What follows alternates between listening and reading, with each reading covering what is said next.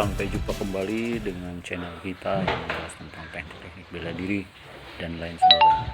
Pada kesempatan kali ini kita akan membahas tentang silat limbuhan, yang mana silat ini yaitu menggunakan senjata pendek yang biasa kita gunakan menggunakan golok. Biasa dalam silat rantau ini kita menggunakan senjata pendek. Senjata ini bisa digunakan dengan satu bilah rotan ataupun dua bilah rotan, sehingga keterampilan menggunakan senjata pendek pun bisa digunakan untuk membela diri. Dan dalam bela diri silat yang terpenting adalah gerakannya selalu mengalir, bergerak ke segala arah dan menyerang ke bagian terlemah lawan. Oke, mari kita simak video silat limbuhan. Selamat menonton, selamat menyaksikan, dan salam pendekar, salam bela diri.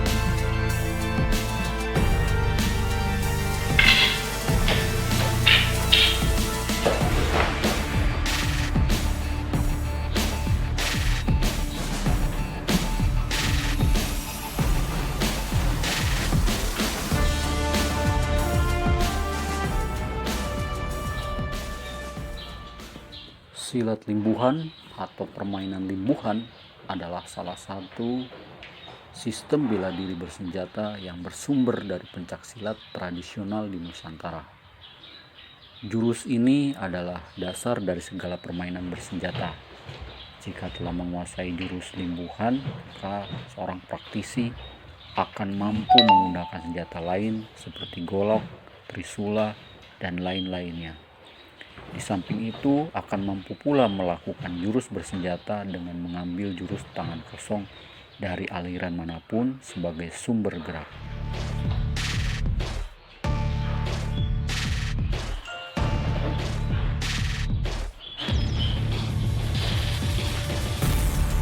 Ulin limbuhan bisa diartikan ulin, berarti permainan atau ilmu. Limbuhan berarti tongkat pemukul. Jadi, ulin limbuhan bisa diartikan sebagai ilmu bela diri menguasai tongkat pemukul. Nah, silat limbuhan sebenarnya sejak lama sudah dikenal oleh anak-anak di Nusantara sebagai permainan pedang-pedangan, di mana dalam permainannya senjatanya berupa tongkat pendek yang diibaratkan pedang-pedangan. Permainan ini sering dimainkan anak-anak di Nusantara sejak zaman Kerajaan Majapahit dulu, yang turun-temurun sebagai permainan perang-perangan di masa itu.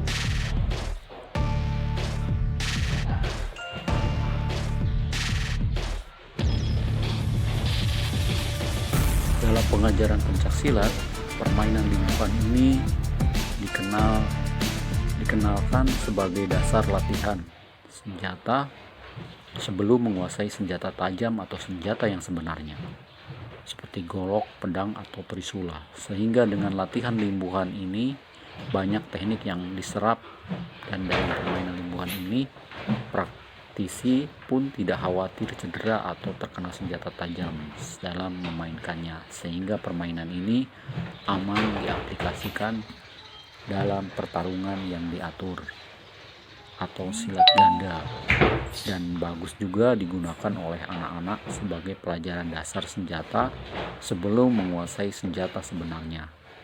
Namun dengan menguasai limbuhan sebenarnya sudah cukup mampu untuk membela diri apabila menguasai dengan betul-betul teknik-teknik limbuhan tersebut.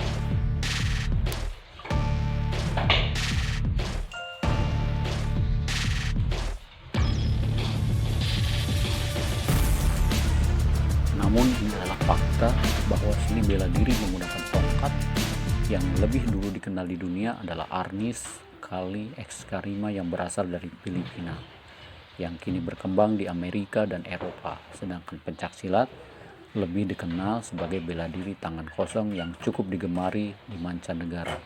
Tidak banyak yang mengetahui bahwa di dalam pencaksilat pun terdapat ilmu yang mendalami teknik bersenjata, di antaranya adalah permainan ulin limbuhan ini.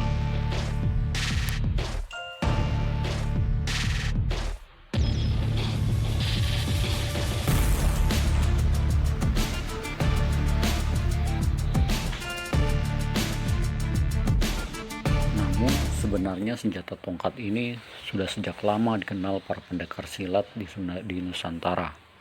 Semenjak zaman Kerajaan Majapahit dulu, hanya kadang orang yang belajar silat saat ini terlalu fokus ke dunia pertandingan, sehingga jarang lagi yang menguasai atau mempraktekkan atau mengajari kembali silat bela diri limbuhan ini, sehingga banyaknya lebih tertarik kepada pertandingan dan mengejar prestasi.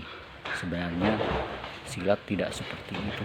Silat itu fleksibel, lengkap dengan segala isi-isinya untuk bela diri.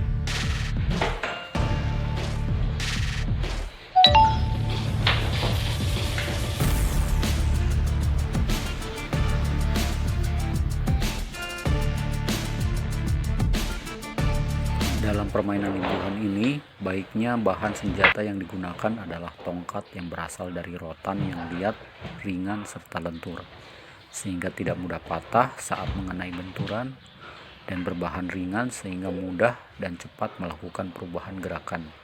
Panjangnya tongkat disesuaikan dengan lengan penggunanya, disesuaikan dengan pengguna praktisi menggunakan limbuhan tersebut.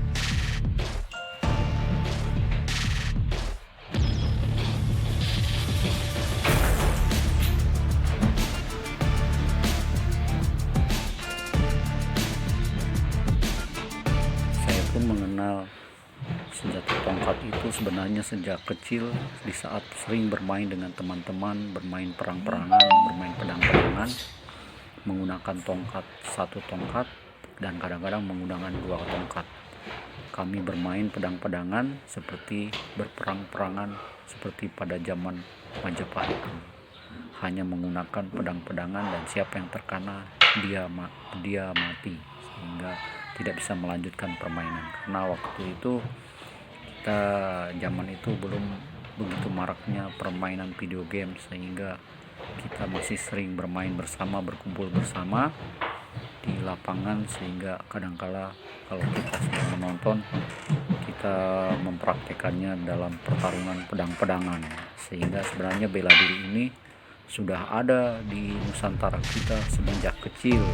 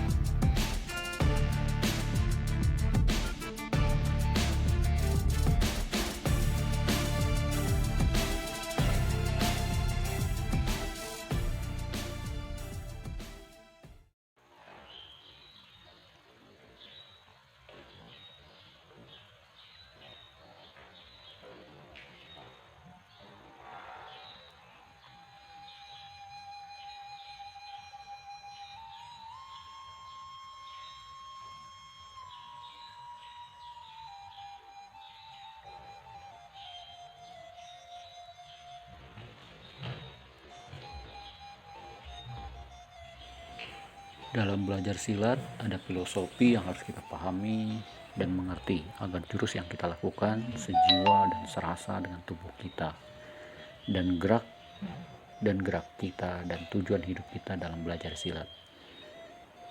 Jadi sebelum kita belajar silat kita harus pahami ada filosofi yang harus kita pahami dan mengerti agar jurus yang kita lakukan sejiwa dan serasa dengan tubuh kita dan gerak kita dan tujuan hidup kita dalam belajar ilmu silat. Sagerak, sausik kudu ngisi, salengkah, satepak kudu kaharti, sakicep, sakarasa, sakabeh katingali gerak sikna. Cadu mundur lamun bener, cadu wani lamun salah. Sagerak salengkah kudu sarasa dinu awak, satempo sakicep kudu ngahiji dinu gerak. Pepatah kolot lamun usik ulin pencah. Setiap gerak harus berisi penuh power dan tenaga. Setiap langkah harus penuh arti. Jangan membuka peluang sasaran terbuka. Sekedip mata memandang, semua gerak kelihatan. Jangan terfokus di satu titik. Jangan mundur kalau memang di jalan yang benar. Jangan berani bertindak kalau kita di dalam posisi yang salah. Perbaiki dulu, baru bertindak. Meminta maaf dulu sebelum melangkah dan bertindak. Bergerak dan melangkah harus terasa menyatu dalam raga. Melihat dan berkedip harus menyatu dalam tiap gerakan. Baik menyerang maupun bertahan. Mata dan pandangan selalu siap waspada. Itu adalah filosofi lama pepatah tua belajar gerak ilmu pencak silat. Sehingga berdiri dan langkahmu bak air yang tenang. Karena air yang tenang bertanda dalam airnya. Air yang beriak bertanda dangkal airnya.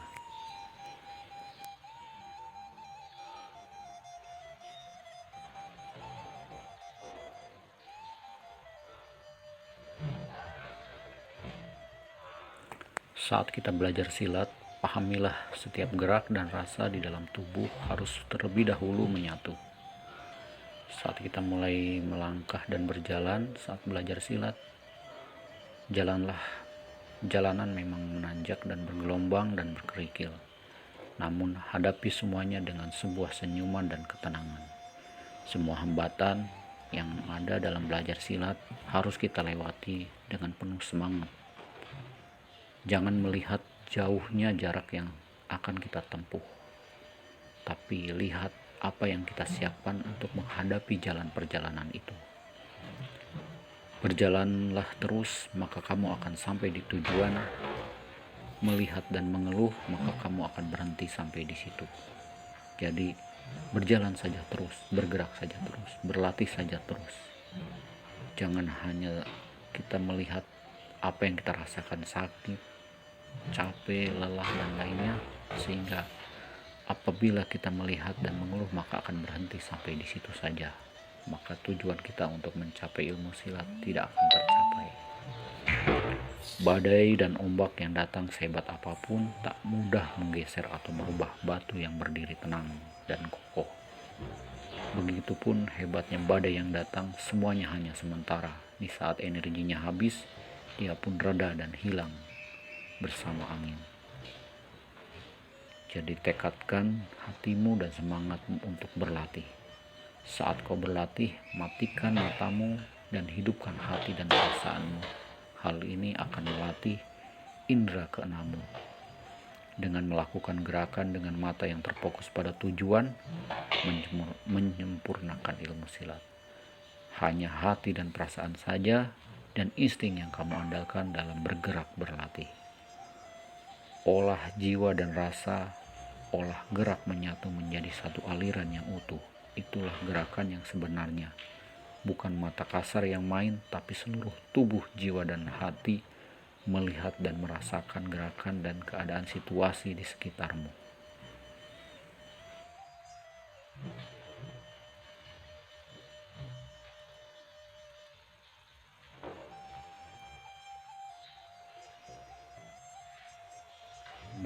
Dalam hatimu dan pikiran, tanamkan dalam hatimu dan pikiranmu, bela diri itu bukan alat untuk menghancurkan lawan, namun Bela diri itu untuk melindungi yang lemah. Bela diri sejati bukanlah yang menang di pertarungan, namun yang sadar dan menguasai diri untuk tidak menganiaya yang lain. Dan ilmu bela diri tertinggi adalah kosong dan adanya di dalam hati. 1000 pukulan yang menyerang tak akan berarti apa-apa buat sang pendekar sejati, karena serangan yang datang hanya menyerang ruang yang kosong. Inti bela diri sejati menyatu dan membaur, mengalir mengikuti gerakan aliran dan kosong, namun berisi, namun bukan untuk menghancurkan, namun hanya menyadarkan dan membangunkan jiwa lawan yang tertidur tersesat dalam lautan emosi dunia yang panah. Inti bela diri harus praktis, cepat, tepat, dan efektif. Maksimalkan kekuatan diri dan manfaatkan peluang dari kelemahan lawan. Manfaatkan seluruh otot, otak, dan nurani, kekuatan karunia ilahi yang ada pada diri kita untuk mengantisipasi kekuatan lawanmu. Sekuat apapun kekuatan pukulanmu, belum tentu mampu mengalahkan lawanmu. Sekuat apapun lawanmu, masih bisa kau kalahkan dengan akal pikiranmu.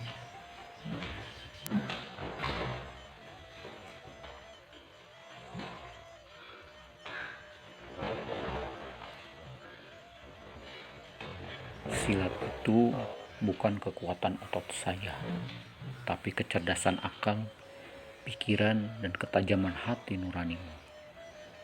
Jadi bermain silat itu bukan hanya menggunakan otot, tapi juga otak, pikiran, dan ketajaman hati nurani membaca serangan lawan. Lahirnya silat bukan mencari lawan. Lahirnya silat itu mencari kawan. Batinnya silat mencari Tuhan. Belajar silat janganlah dihafal, namun pahami dan rasakan. Sejatinya silat adalah gerak tak berjurus, yang ada adalah gerak dalam pikiran yang menyatu dengan tubuh kita untuk mengantisipasi lawan kita. Namun untuk mencapai itu tentunya tidak akan kokoh kalau belum memiliki pondasi dasar yang kuat, atau istilah batang syariat, atau mempelajari dasar bela diri yang betul. Barulah menuju isi atau hakikat sebenarnya dari ilmu silat itu. Dan pada akhirnya ilmu silat itu kembali ke dalam kekosongan tiada. Semua serangan yang datang adalah kosong. Semua serangan yang datang hanyalah hampa. Terasa menyerang ruang yang hampa. Jadi di saat lawan menyerang, di saat ilmu kita sudah mencapai tingkat yang tertinggi, tak ada serangan yang bisa masuk. Semuanya adalah nol, semuanya adalah kosong. Semua lawan yang menyerang itu mampu dihindarkan. Sehingga tergantung hati nurani kita lagi, apakah kita akan menghancurkannya atau kita hanya akan menyadarkannya. Oke, semoga video ini bermanfaat. Sampai jumpa di episode lainnya. Selamat berlatih, selamat menang, salam pendekar, salam bela diri.